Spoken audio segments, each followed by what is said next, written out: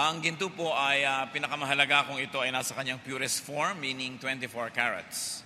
Even coconut is most precious in its purest form, gata o kaya virgin coconut oil. Wisdom too is most precious in its purest form, which is in proverbs or sayings. Kaya mahalaga po yung mga kasabihan at mga salawikain, at lalong-lalo ang mga sinabi ni Solomon, ang kanyang mga kinolekta at idinagdag doon sa kanyang aklat na Ecclesiastes. Such is Ecclesiastes, a collection of pure gems of wisdom. Sa atin pong pagtahak sa mundong ito, sa ating buhay, ay mainam na balik-balikan ang mga katuruan ni Solomon. Sapagkat sinabi ng Biblia ay walang pinagkalooban ng Diyos ng higit na runong kaysa sa Kanya. Maging ang mga hari at mga kaharian ng panahon ni Solomon ay pumunta sa Kanya upang sumangguni. Solomon was a well and a spring of a lot of wisdom. Ang atin pong pag-aaral at gold mine in Ecclesiastes chapter 9. Heavenly Father, thank you that you are good, that you are awesome, that you are loving and caring, and that you are wise. Nawa turuan niyo kami, Panginoon, na ngayon ay maging maalam, matalino, marunong, at mabigyan namin ng puwang sa aming buhay ang mga karunungan na ibinibigay niyo sa amin. Enable us, O God, to behold your wisdom, your power and majesty. Forgive us our sins, cleanse us from all our iniquities. Fill our needs, O God. Punan niyo rin maging aming mga kakulangan. At ngayon hinihiling namin, kayo po ang maging tunay na tagapagsalita. Kami nagkakatipon-tipon, hindi upang makinig sa kapwa-tao, kundi upang makinig sa inyo. Gamitin niyo po ang inyong lingkod na daluyan ng inyong karunungan, ng inyong pagpapala at kapangyarihan, at lahat naman kami ng mga anak mo ay makinabang sa iyong mga ibibigay sa amin. Quiet our hearts, O God, still our bodies, soothe our nerves, empower us to understand. Protect us from malicious work of evil men and evil spirits. Take care of our loved ones who are not with us right now. We place ourselves under your guidance, O God. You have given us free will, but we surrender that will to you now and ask you, let your will be done. So declare your truth, move in our midst, heal our illnesses, empower us. In the name of Jesus our Lord, we pray to you, our Father in heaven. Amen. Sa atin mong pag-aaral ng Ecclesiastes 9, let us be sensitive.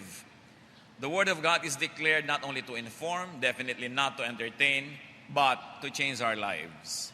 So sa atin pong pag-aaral, agad-agad, instantly hanapan natin ng runong ang Espiritong Banal na turuan tayo kung ano ang dapat nating idagdag o bawasin sa ating buhay ayon sa mga katuruan na ito.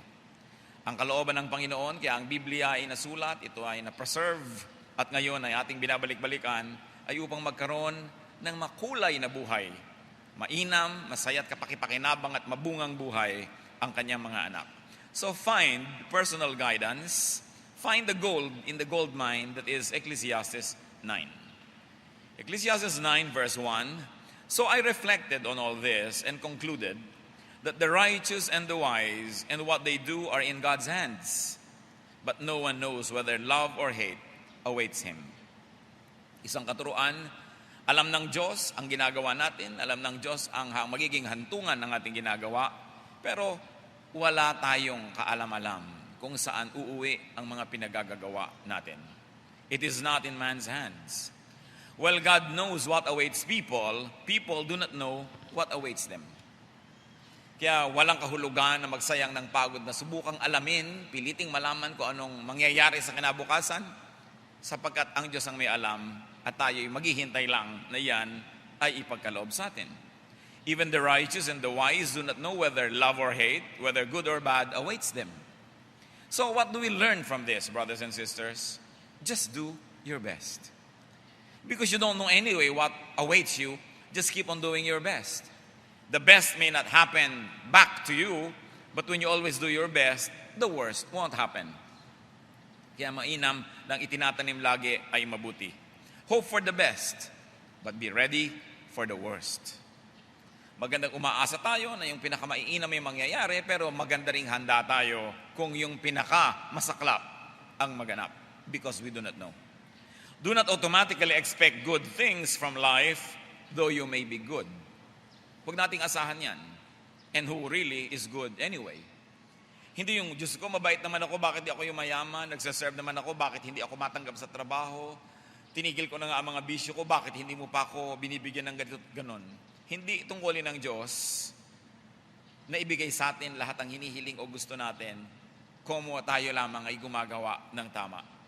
At sabi ni Solomon, no one knows what the future holds. Walang nakakaalam niyan. Kaya useless yung kukonsulta ka kung kani-kanino para sabihin sa iyo yung mangyayari sa hinaharap. Matatakot ka lamang o aasa ka lang sa hindi naman pala pwedeng asahan. Well, it is possible to have a general idea of what generally awaits people because of the nature of what they do, because of the nature of what they are, and the nature of their circumstance and environment. No one knows the details. So it is pointless to be obsessed with such things. Ecclesiastes 9, 2-3, all share a common destiny. The righteous and the wicked, the good and the bad, the clean and the unclean, those who offer sacrifices and those who do not. As it is with the good man, so with the sinner. As it is with those who take oaths, so with those who are afraid to take them. This is the evil in everything that happens under the sun. The same destiny overtakes all. Another observation of Solomon, which will be helpful in our quest for meaning, purpose, and direction in life, sabi niya, naobserbahan ko rin na yung nangyayari sa mabuti ay nangyayari rin sa masama. Yung nangyayari sa palabigay ay nangyayari rin sa maramot. Yung nangyayari sa banal ay nangyayari rin sa makasalanan. Sabi, pare-pareho ng hinahantungan ang tao. At isa sa talagang tunay na tunay dyan ay kamatayan. Everybody dies. So hindi mo pwedeng sabihin, Lord, sinusunod ko naman po lahat ng verses sa Bible, habaan yung buhay ko. No? Everybody dies. May mahaba ang buhay na mabuting tao, may mahaba ang buhay na masamang tao. Merong yumayaman na mabuting tao, may yumayaman na masamang tao. At observation niya ni Solomon, huwag na lang tayong makipagtunggali kung bakit yan ang nangyayari, kasi given yan, at yan talaga ang nangyayari. Everybody can get sick, everybody can figure in a vehicular accident, everybody can lose in a contest, or have a reversal in their finances, whatever your religious persuasion is. Whatever your station in life is. Good or bad, the same thing happens to all people. Kaya hindi tayo dapat sobrang mapagmataas, sobrang humihiwalay sa ating kapwa, nakala mo ibang-iba na tayo, pare-pareho naman ang hinahantungan ang tao. Kaya walang dapat mapagmataas. Ecclesiastes 9:3, the hearts of men, moreover, are full of evil, and there is madness in their hearts while they live, and afterward they join the dead. So ano po ang naobserbahan naman ni Solomon na napakarunong? People are inclined to evil. That people are full of evil. Minsan po may kausap ako sa telepono at sinabi niya ang isang bagay na bagamat napaka-common knowledge, ina-realize kong oo nga, totoong-totoo. May pinag-uusapan kami na isang taong sobrang nakaka-disappoint ang behavior. At sabi niya, marami sa tao, masama ang ugali. Sabi niya, sa hinaba-haba ng buhay ko, ito ang isang conclusion na nakita ko, maraming tao, masama ang ugali. Maaaring hindi siya masama bilang tao, pero may masamang ugali. Maaaring sarili nating magulang, may masamang ugali, hindi ba? Gaano katagal bago natin ma-realize, ay napakabuti pala o napakasama pala ng ugali ng magulang ko. Minsan ma-realize mo, napakasama pala ng ugali nitong napangasawa ko. No? Akala ko napakabuti nun, pati chiclet hinahati between us. No? Ngayon, pagka hinahati pa rin, pero paggamit na niya, tsaka ibibigay sa akin. Mga magulang, nakikita nyo rin ng ating mga anak, alam nyo may masama ugali. No? At may mabuting ugaling anak. Meron tayong kapatid na masama ugali. Meron tayong kaibigang masama ang ugali. Pero sabi nga ni Solomon, huwag niyong paghanapan ng tao. Mabibigo lang kayo. Better be realistic. Ibaba ninyo ang inyong mga expectation because the Bible says that the hearts of men are full of evil and there is madness in their hearts. So kung kayo nabibigo sa mga tao, sabi nyo, naturally, yan na nga ang sinabi sa Bible because man is in a fallen state.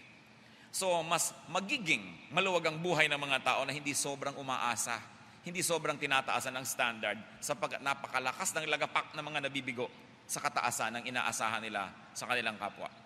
Para kung gumawa na lang yan ng mabuti, ngayon, mas-surprise ka pleasantly. Hindi yung pag ginawa ka ng masama, doon ka nagulat. Dahil hindi ka tuloy handa. So handa tayo na mga tao hindi laging magiging mabuti. May mga taong magiging maramot, may mga taong magiging makasarili, may mga taong magiging sakim, may mga taong nagiging bayolente. Dapat handa tayo doon. Ang tiyakin lang natin, hindi tayo ang taong yun. Sapagkat wala tayong kapangyarihan na kontrolin ang ating kapwa, pero meron naman tayo para kontrolin ang ating mga sarili. So Genesis 6:5, the Lord saw how great man's wickedness on the earth had become, and that every inclination of the thoughts of his heart was only evil all the time. So nakikita niyo siguro ang kabiguan na nadama ng Panginoon sa nangyari. Sabi nga, nalungkot siya. At nagsisi pa na ginawa niya ang tao. Bakit ba ganito ang mga taong ito? Saan ito humuhugot ng mga masasamang ugali? So sabi niya, yan ang likas. So mas mabuti pa, pag minahal mo ang isang tao, tanggapin mo na hindi siya perfect. Tanggapin mo na may ugali siya na hindi ka nais-nais. At ang pagmamahal naman sa isang tao ay pakyawan, hindi naman pwedeng pipiliin mo lang yung kanyang good traits, kasi siya isang buong tao na hindi pwedeng paghiwa-hiwalayin ang kanyang kostumbre. Kasama na dapat yon nang hindi tayo sobrang nabibigo. Hence the need for the law, because people were continuously being selfish. The need for containment and control. Kaya pati ang Diyos ay nagbigay ng napakaraming mga batas na hindi naman originally binigay para bawas-bawasan ang pagmamalabis ng mga tao. And the need for rewards and punishment. Dapat yung paggawa natin ng mabuti, likas na lang dahil tayo naman ay galing sa Diyos. Pero dahil nga umusbong ang sobrang kasamaan sa tao, meron na ngayong parusa sa mali at meron ng gantimpala sa tama to encourage us to do what is right and to discourage us from doing what is wrong. Kaya napakahalaga po na tinitingnan natin sa ating kapwa, look for goodness. Don't just look for beauty. Beauty can sometimes blind you, and initially beauty can register, but beauty alone cannot sustain a relationship. Kaya nakikita mo natin na kahit yung mga artistang ubod ng gaganda ay naghihiwa-hiwalay pa. Sabi mo, naku, kung ganitong lapang asawa ko, kahit ipagkudkud ko ito ng inyog, araw-araw, papayag ako. Pero bakit naghihiwalay pa rin? Kahit kagaganda, kasi mga siguro, hindi magkakasundo mga ugali. Yung beauty, initial attraction lang yan, but it cannot sustain a relationship. Ngayon, kung maganda na ugali, maganda pa yung panglabas na anyo, edi jackpot. Pero bihira namang nagtasama-sama yan sa isang tao. Kung naghahanap po kayo ng makakasama sa negosyo, naghahanap kayo ng makakasama sa buhay, naghahanap kayo ng magiging mga kaibigan, tingnan ninyo ang ugali. And appreciate goodness. Not just beauty, not just fame, not just wealth. Ang ganda ay sadyang napakarupok at napakadaling mapalitan at maiba ito. Therefore, value people who are good. Sapagkat ang tao ay likas na masamang ugali.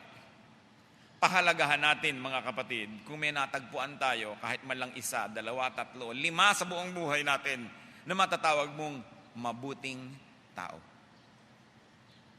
Gaano karami, mabibilang nyo ba sa daliri ng inyong mga kamay, ang kilala nyo na masasabi nyo, siya ay mabuting tao?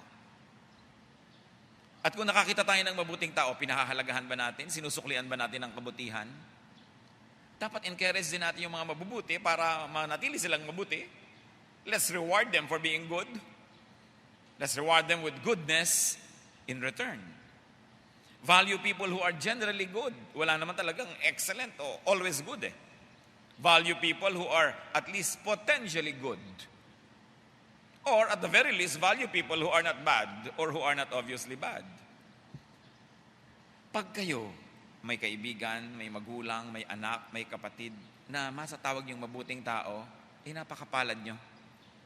Yan ang tunay na kayamanan. Yan ang tunay na regalo ng Diyos na dapat pahalagahan, sinupin, alagaan, at alagang i-treasure. Ecclesiastes 9:4-6. Anyone who is among the living has hope. Even a live dog is better off than a dead lion. For the living know that they will die, but the dead know nothing. They have no further reward, and even the memory of them is forgotten. Their love, their hate, and their jealousy have long since vanished. Never again will they have a part in anything that happens under the sun. Kung ano-ano po kasi ang mga topic nitong si Solomon dahil parang isang bowl ng salad ditong Ecclesiastes ng mga karunungan na inipon niya at kinolekta sa kanyang hinabahabang buhay. Kaya kung ano-ano rin ang topic natin kasi sinusundan natin yung kanyang outline. At anong karunungan ngayon ang kanyang binabahagi sa atin? Habang may buhay daw ang tao ay may pag-asa. Sapagkat yung buhay daw na tuta ay higit lalong mahalaga kaysa isang patay na leon. At hindi nga ba? So kung may buhay ang tao, may pag-asa. Tanungin nyo nga ang katabi nyo kung buhay siya. Buhay ba? So kung buhay siya, sabihin nyo, may pag-asa ka. Kasi buhay ka eh. Sabi niya ni Solomon. Sabihin ka nun, the dead know nothing. So life means hope. Habang ang tao ay buhay, anything can happen. So hope while you are alive. Huwag niyong papayagan na mawawalan kayo ng pag-asa at huwag niyong hinahayaan na lagi nalang bubulong-bulong sa inyo yung mga taong sinisiraan kayo ng loob, pinanghihina ang inyong loob at ninanakawang kayo at inaalisan ng pag-asa. Habang buhay ang tao, anything can happen. Ngayon, pag sinabi niyo, walang-wala ako, di mabuti, makakatulog ka ng mahimbing at wala palang mananakaw sa'yo. Kasi kung walang-wala ka na, sayad na ako, saan ka pa pwedeng pumunta? Kung di pataas na, alangan manghukayin mo yung planeta, sumulpot ka doon sa kabila. Di ba? So kung talagang sayad ka na kapatid, wala nang ibang direksyon kundi tataas ka na kasi sayad ka na eh. May pag-asa ka. Yun ngang meron pang posibilidad yun na tumaas din o manatiling pareho o bumaba. Pero kung sobrang baba mo na, paano ka pabababa? Kaya huwag kang mawala ng pag-asa. No? Because God will make a way. Tulad ng ating sinabi sa kanta. God cares and God knows our situation. When you are so low, there is no other way but up. Kaya huwag tayong mawawalan ng lakas ng loob. This is true materially, emotionally, and even spiritually. Nakita niyo po ang marami na nakahanap ang Panginoon, mga maraming tao na natatagpuan ng grasya ng Diyos, yung mga taong gipit na. Yung talaga nagkawindang-windang na ang buhay, nagkasira-sira at nagkagiba-giba ang buhay nila, sa kaduluduluhan nun, doon nila natatagpuan ng Diyos dahil wala na silang mapanghawakan, wala nang masulingan, wala nang mapuntahan. Kaya nakabubuti rin yung nasusukol. Nakabubuti rin yung naiipit. Basta sa Diyos kakapit at hindi sa patalim.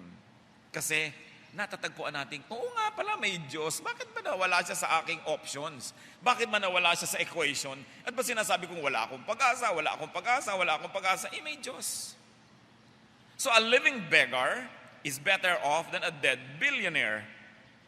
Like a live dog is better off than a dead lion. At isa pa pong sinabi ni Solomon dito na napakahalagang pansinin. The dead will never again participate with life in this world. Hindi na sila kasali sa buhay na ito.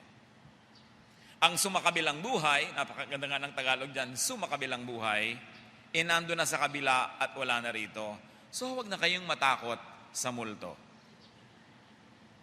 Hindi na sila kasali sa mga nangyayari rito.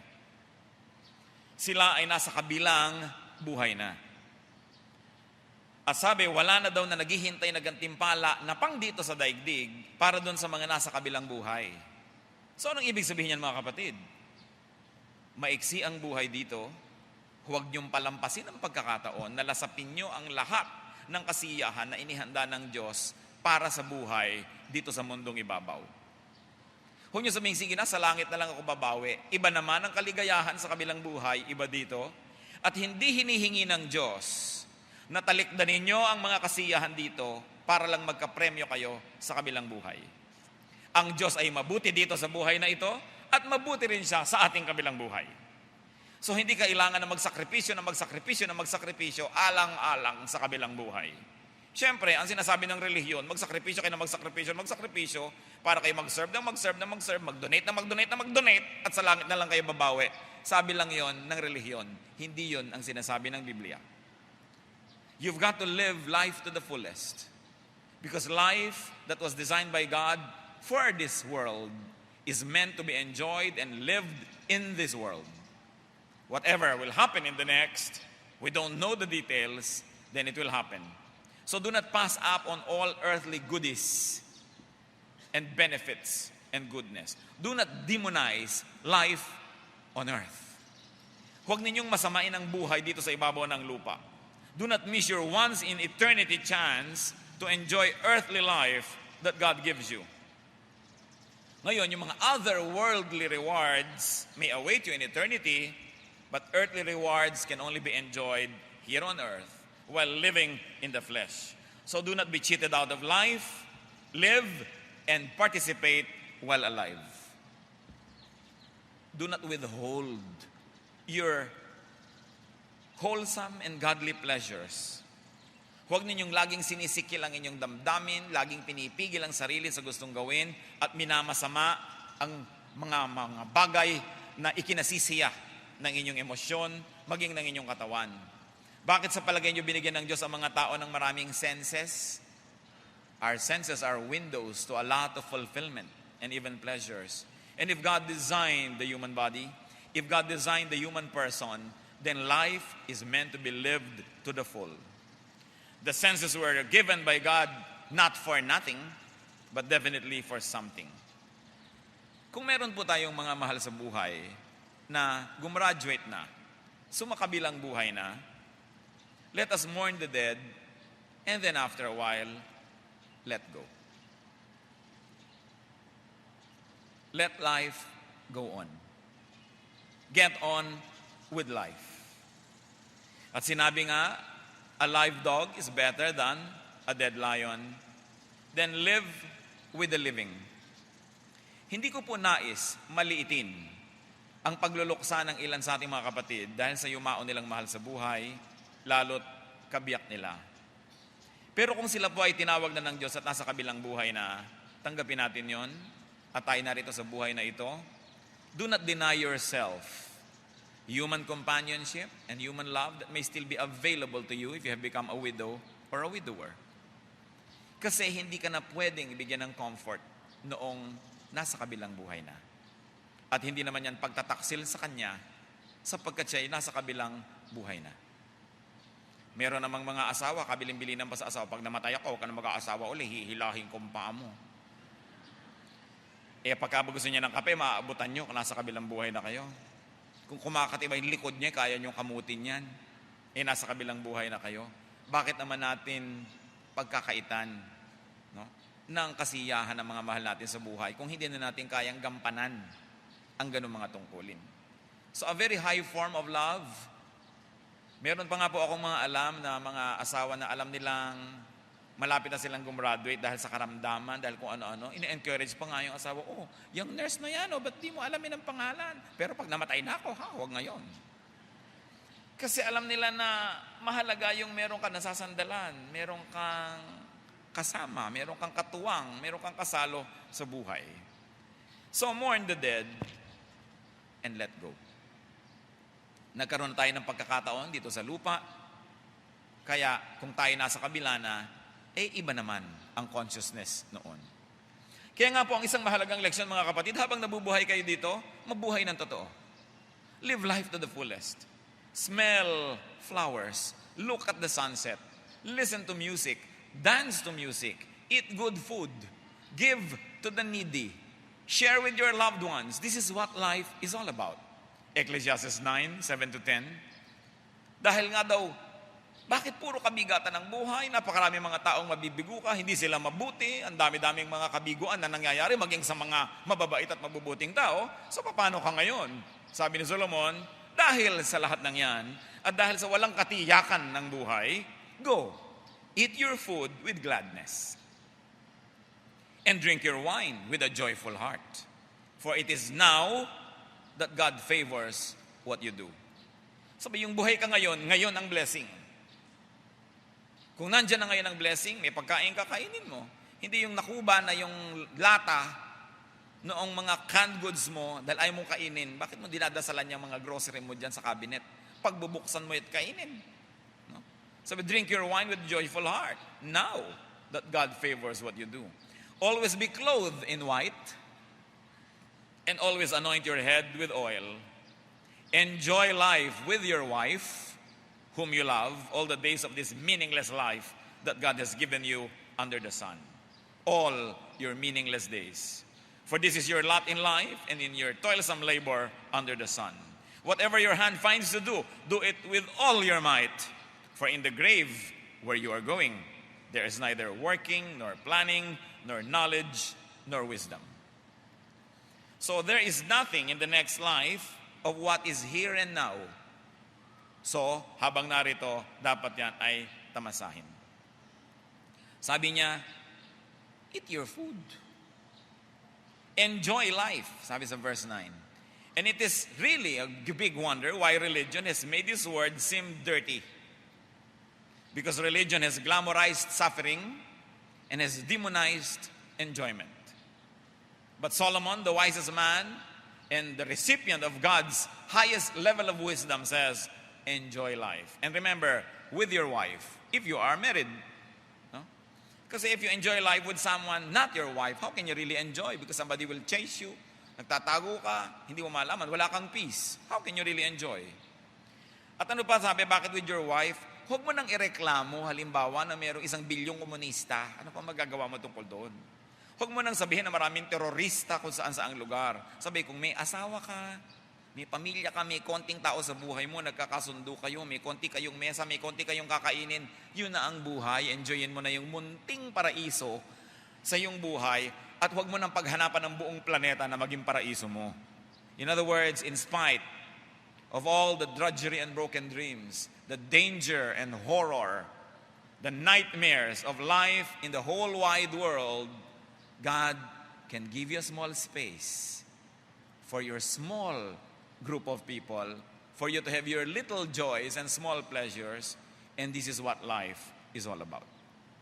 Hindi mo kayang baguhin, halimbawa, ang lahat ng tao sa India o China o Russia, pero kung meron kayong kasunduan, kayong maliit na pamilya, a small circle of friends, it is enough to give meaning and color to your life. Kaya hindi po natin isinasakripisyo ang ating pamilya, lalo't may asawa kayo, ang inyong asawa, para sa mga ambisyon, para sa mga pangarap at kung ano-ano. Because as long as there's 1 or 2 or 3 people in a small space somewhere sharing love and sharing whatever little food they have, there is a piece of paradise in that place. Mabuti na lang ang binibigay sa atin ng Diyos sa mga kasiyahan ay affordable. Kaya hindi tayo dapat napupuno ng reklamo. No? Sabi niya, enjoy life with your wife. Because you do not know, and because you cannot control what will happen in the future, because you will die, then be as happy as you can while you're alive. Now, not later, but now. Today is cold cash. Tomorrow is only a promissory note. And yesterday is a check that already bounced. Tapos na yun. Or if you want to say, a negotiated check.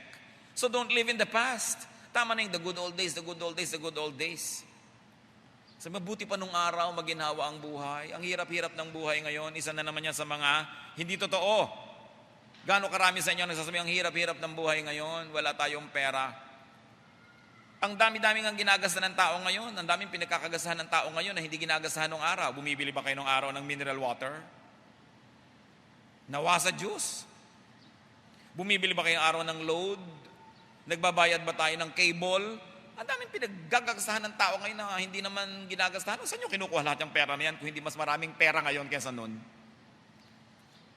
Yung nakahiga ka sa kama mo, nagte-text ka, nagte-telepono ka, samantalang nung araw, kung tatawag ka, pag may tumatawag, meron lang kasi namamatay o naghihingalo.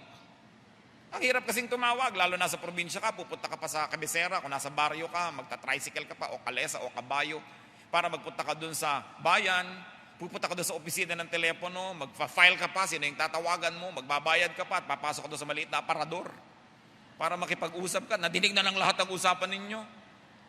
Ngayon kahit sa banyo, kausap mo tapos reklamong mahirap ang buhay ngayon. Ano hirap ng buhay ngayon? Isang click mo sa kalan, nagbubukas ng araw, sisiba ka pa ng kahoy, takot-takot na hirap bago ka makagawa ng kape. Ngayon, nandun na yung gatas at yung asukal. Sabi mo nga sa kasama mo dyan sa katabi mo, huwag kang nagreklamo, masarap ang buhay.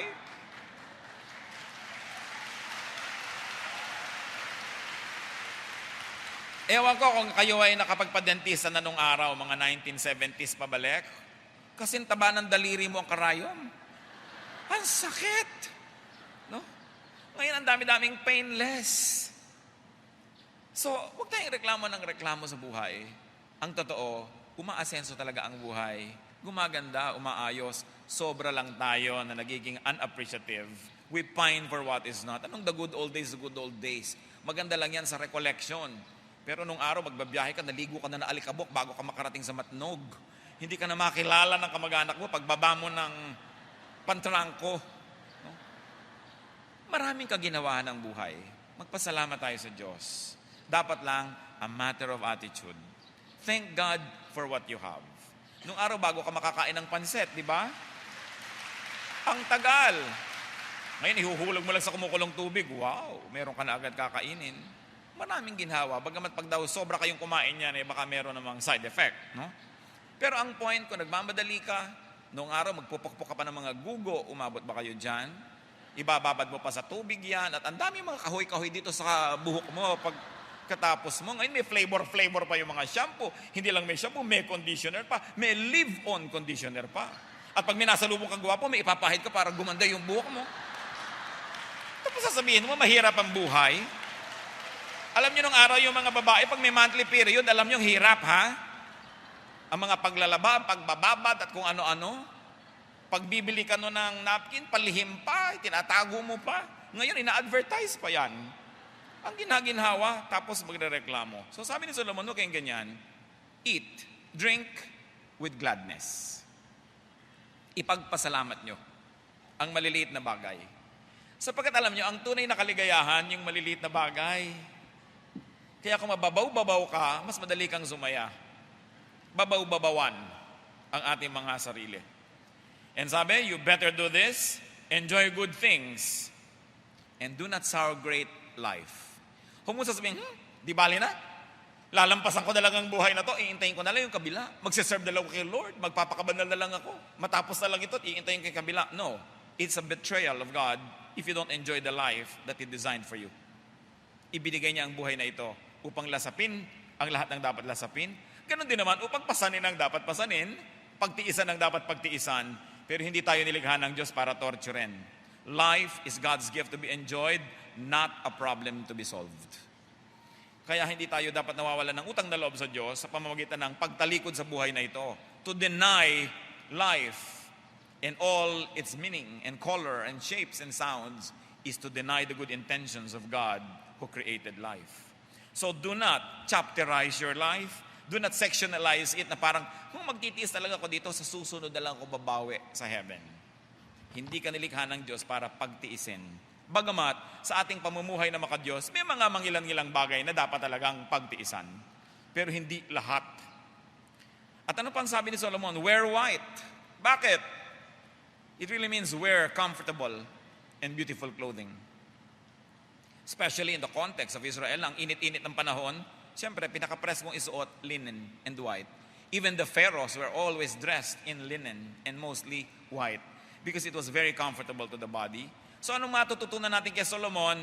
Mga kapatid, huwag niyong pahirapan ang sarili niyo sa hindi komportableng damit. Paginhawahin niyo ang inyong katawan.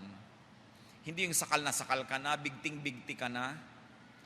Gangga kobra na ang mga ugat mo sa binti kasi pagkataas-taas ng takong. So bakit mo pinapahirapan ang iyong buhay? Sabi, relax. Enjoy life. Wear white. Sabi niya, anoint your head.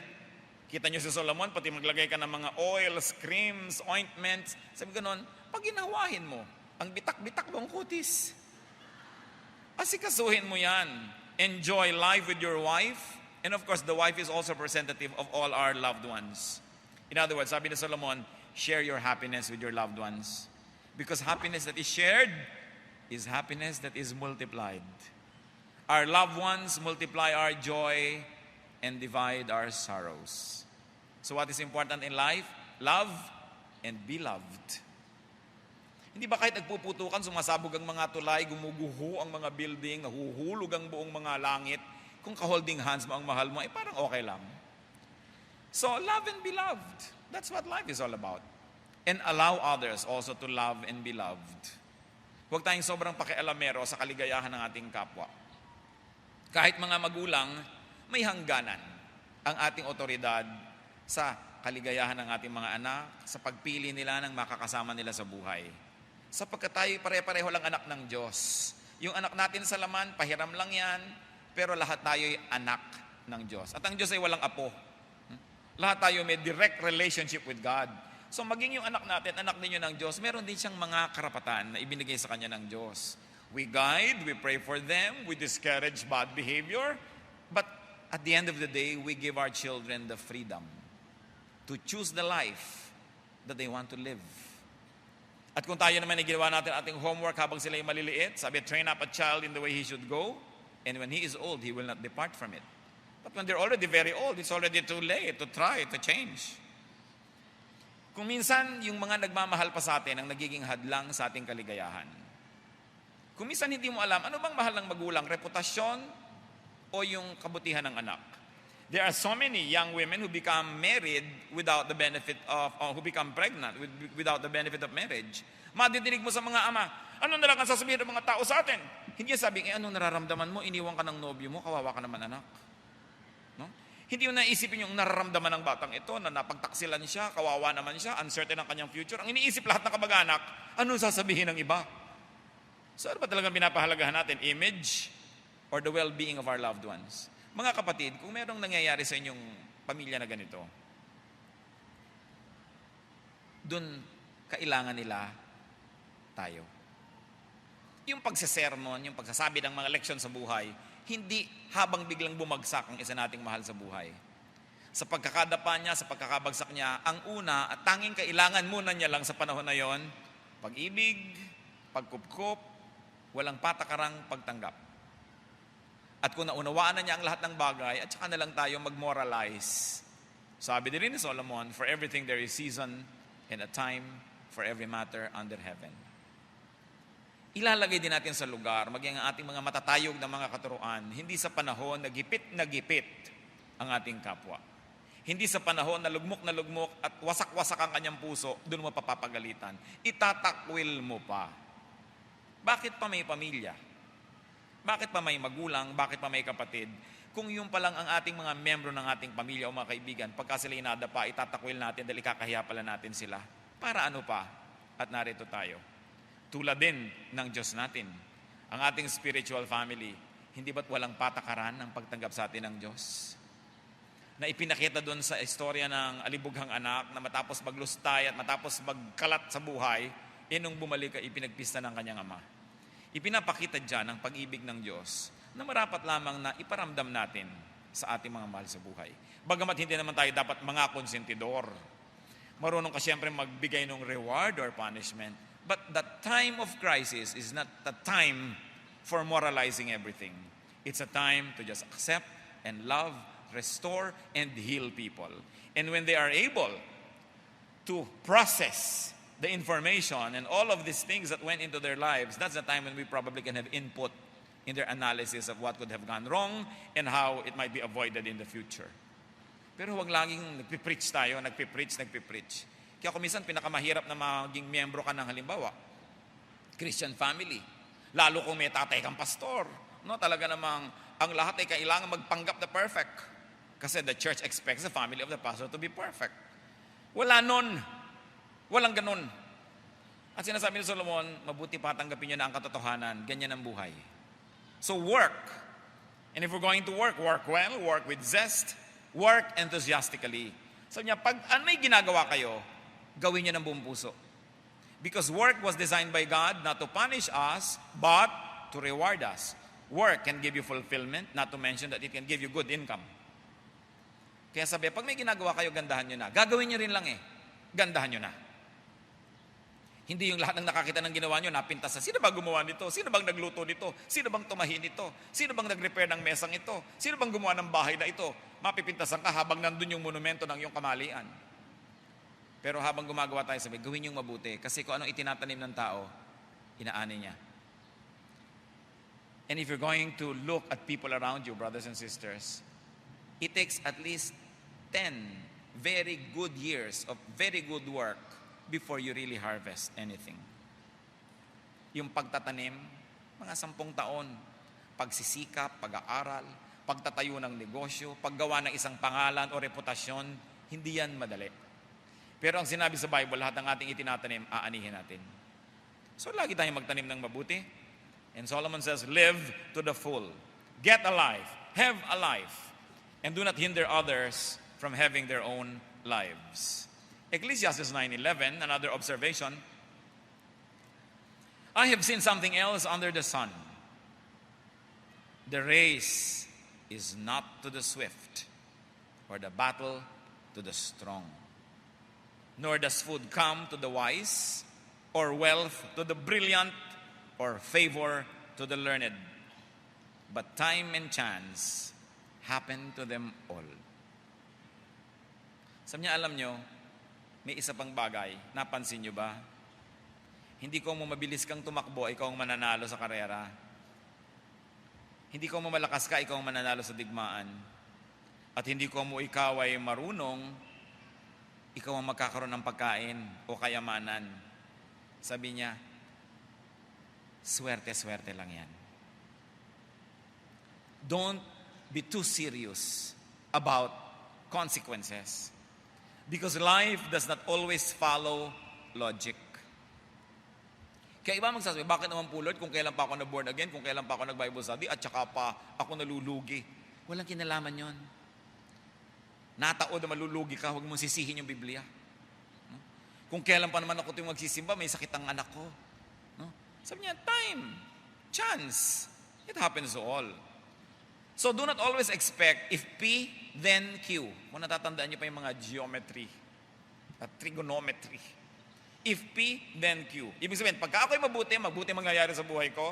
Pagka ako'y marunong, yayaman ako. No, sabi ni Solomon, hindi yan totoo. Don't expect yung mga therefores. Minahal kita ng minahal, therefore, mamahalin mo rin ako. Sabi, hindi ganun. Ang ganda sa Tagalog, yung mangangaral 9:11. Ito ang isang bagay na napansin ko sa mundong ito. Ang mabilis ay di siya laging nanalo sa takbuhan, ni ang malakas ay laging nagwawagi sa digmaan. Ang matatalino ay di laging nakakasumpong ng kanyang mga kailangan, at di lahat ng marunong ay yumayaman.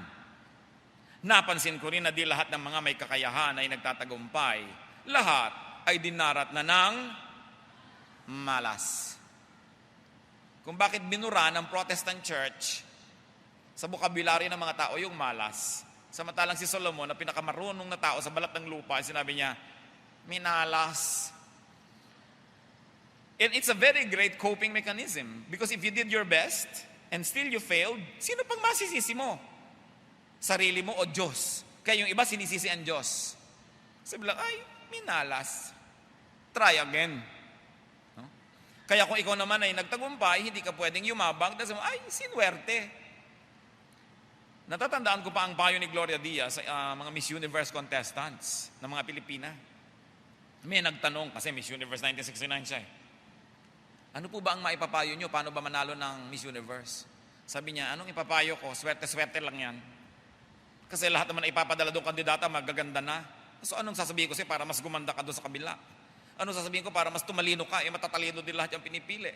May ganon. So, siguro, baka sabi niya, misang madapa ka, napansin ka tuloy, nagbigyan ka ng points, swerte-swerte. And from someone like her to say that, is also tantamount to admitting that there's nothing in me to really deserve being Miss Universe. Sinuwerte lang. Ako yung naiboto eh. No? So wala ring yayabang pag iniisip natin ng ganyan mga bagay. At hindi mo rin laging sisisihin yung iba. Bakit kaya nagfe-fail yung business ng ating kapatid? Siguro may hidden sin. Ganun agad ang sasabihin ng iba. Kasi akala natin we're always responsible. Pero sabi ni Solomon, hindi. Chamba-chamba. Nangyayari talaga yan. So do not judge those who fall on difficult times as deserving or as sinful. You don't know. Although at times, yes, yung tao ang responsable, kaya nangyari yon dahil din sa kanyang kagagawan. Pero hindi laging ganon. Yun ang ibig sabihin lang ni Solomon. Merong, kaya hindi umaasa sa buhay, talagang tamad. Pero meron naman, ginawa na ang lahat ng magagawa, pero wala pa rin nangyari. Sabi, hindi pa dumadating ang kanyang kapalaran. Hindi mo siya pwedeng husgahan. Ecclesiastes 9:12, moreover, no man knows when his hour will come. As fish are caught in a cruel net, or birds are taken in a snare, so men are trapped by evil times that fall unexpectedly upon them. What is the lesson? No one stands fully secure. Kahit ang tao ay maraming pera, there can be a financial reversal. Kahit ang tao ay ang lusog-lusog, biglang sa isang iglap, nadaganan siya ng nahuhulog na eroplano, at siya ay nagkapipipiping parang papel, tapos ang kanyang lakas. So ang buhay ay panapanahon, tiyempo-tiyempo, and all the more that people should savor the moment. Yan naman thesis ni Solomon. All the more that people should live to the fullest, enjoy what can be enjoyed at the moment, all the more that people should maximize their enjoyment of life. Because you are not sure if tomorrow you will have a good weather to have a picnic, so why don't you have a picnic now? Hindi mo hawak ang bukas. Kaya yung mga magulang na nagyayaya ang anak ng mga mamasyal, 3 taon ang sinasabi, sige anak, pagyaman natin, mamamasyal din tayo. Kung hindi kayo maman, hindi na kayo mamamasyal. O kaya yumaman ka nga, pero ayun, sa kainipan ng anak mo, nilayasan ka na. O kaya ay tumanda na siya at hindi na siya interesadong mamasyal. So ibig sabihin, every day, every week, every month, meron ka ng konting fun, may kontrabaho, meron kang little of everything. Huwag mong hintayin yung malayong panahon para sa iyong bakasyon, para sa iyong pleasure, para sa iyong ikasisiya dahil hindi ka tiyak kung darating yon. You do not know if tomorrow will come. Well, definitely it will come, but you don't know if you will be there to welcome it. So kung ngayon na, ngayon na. In other words, brothers and sisters, a little of everything in life, in every day, in every week. Then kung bigla ka mang gumraduate nang wala sa panahon, na-promote ka, gumraduate ka agad, so makabilang buhay ka agad, wala ka ng sukat ipagsisi. Ecclesiastes 9:13-18. I also saw under the sun this example of wisdom that greatly impressed me. There was once a small city with only a few people in it, and a powerful king came against it, surrounded it, and built huge siege works against it. Now there lived in that city a poor man, but wise, and he saved the city by his wisdom. But nobody remembered that poor man. So I said, wisdom is better than strength. But the poor man's wisdom is despised, and his words are no longer heeded. The quiet words of the wise are more to be heeded than the shouts of a ruler of fools. Wisdom is better than weapons of war, but one sinner destroys much good. Kumambyo na naman itong si Solomon sa kanyang mga naobserbahan sa buhay. Dahil ito nga pong Ecclesiastes, all the 12 chapters of it, ay koleksyon ng gusto niyang ipamana bago siya sumakabilang buhay. Sabi niya, well, a poor person can be wise.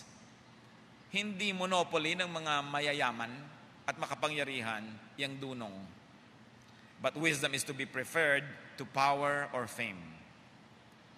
Sabi niya, kaya lang, bagamat nailigtas ng marunong na mahirap na tao yung kanyang lungsod, wala nang nakaalala sa kanya kasi mahirap siya. This glamour-fixated world shuns poor people. Alam natin yon. Wala kang sinabi kung mahirap ka, hindi ka napapansin, hindi ka pinapakinggan. At kung may sinabi ka mang tamat na katulong, naalala ka lang sandali, bukas limot ka na uli. So anong moral lesson? Kung ayaw niyong hindi kayo ini-ignore, magsikap kayo para hindi tayo maging mahirap. Ganun talaga, mahirap maging mahirap. No? So kung ayaw niyong maging mahirap, gumawa kayo ng paraan para tayo makaalis dyan sa kahirapan na yan.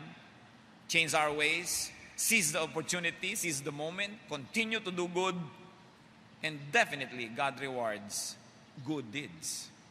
Unless tumama sa yung sinasabi ni Solomon na time and chance happens to all. Hindi po laging nangyayari yung time and chance na yun. Hindi yun ang rule. But Solomon is only trying to tell us that there is such a possibility, so open your mind to that possibility, although that is exceptional. To be heard, do your best, not to be poor or not to remain poor.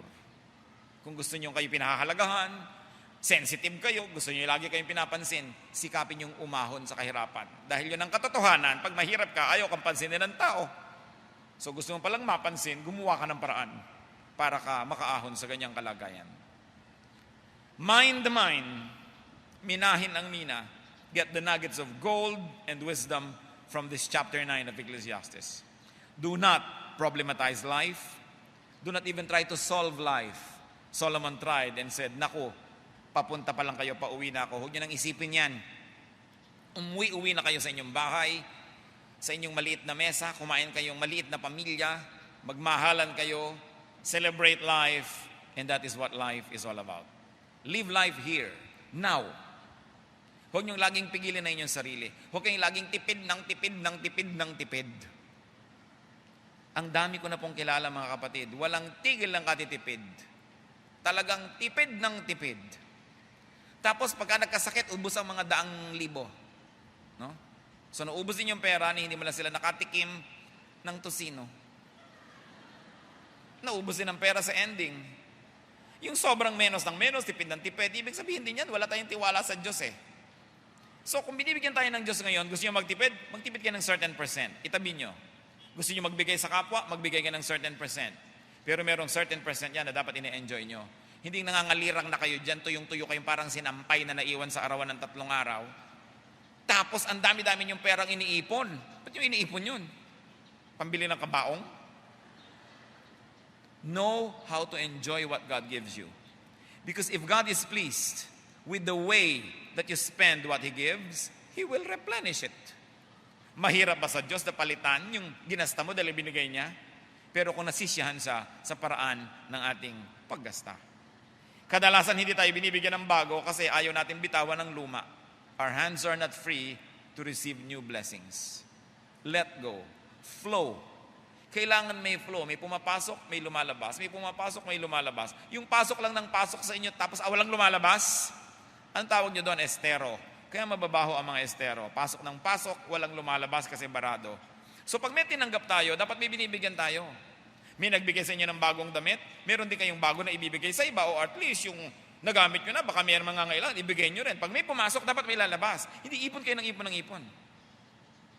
Binigyan kayo ng Panginoon ng pera, mag-enjoy kayo. Magbigay din kayo sa iba. Enjoy a little of everything. Sabi, pag naunawaan nyo yan, malayo kayo sa lungkot. Don't always wait for the big time because it may never come. But the small time, the small joys are always available.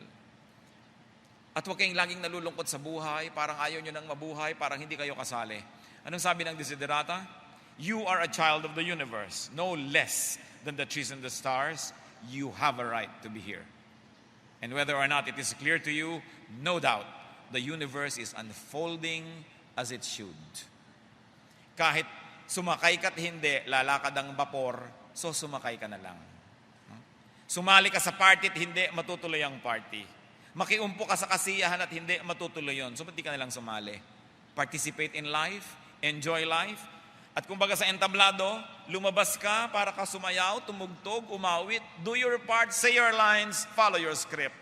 At paglabas mo dun sa kabila, pag-graduate mo, there is God waiting for you in the next chapter of your existence with God.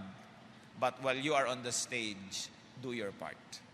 While you are here in this world, live to the fullest. Do not be deluded by organized religion that always demonizes enjoyment and glamorizes sorrow and pain. Because it can be very oppressive and exploitative. God wants you happy. God wants you well. Learn from Solomon. Ama namin Diyos, salamat sapagkat kayo'y Diyos na mabuti sa amin. Diyos na maibigin. Kung may mga kapatid kami na sa kabila ng mga pagsisikap nila, hindi pa rin nila nakakamtan ng kanilang mga minimithi, patuloy mo, Panginoong, bigyan ng lakas ng loob to keep on trying, to keep on doing our best.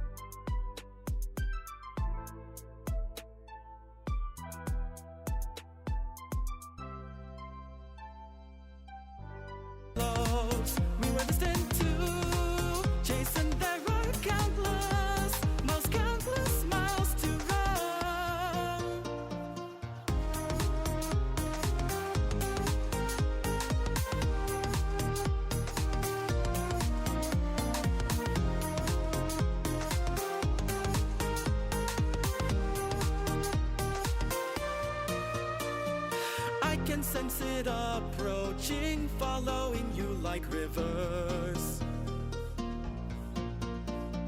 Wherever you go, everything or nothing, we rebuild. It piece by piece, we were destined to chase, and there are countless miles towards home. With the sun on the rise, and there are countless ways, countless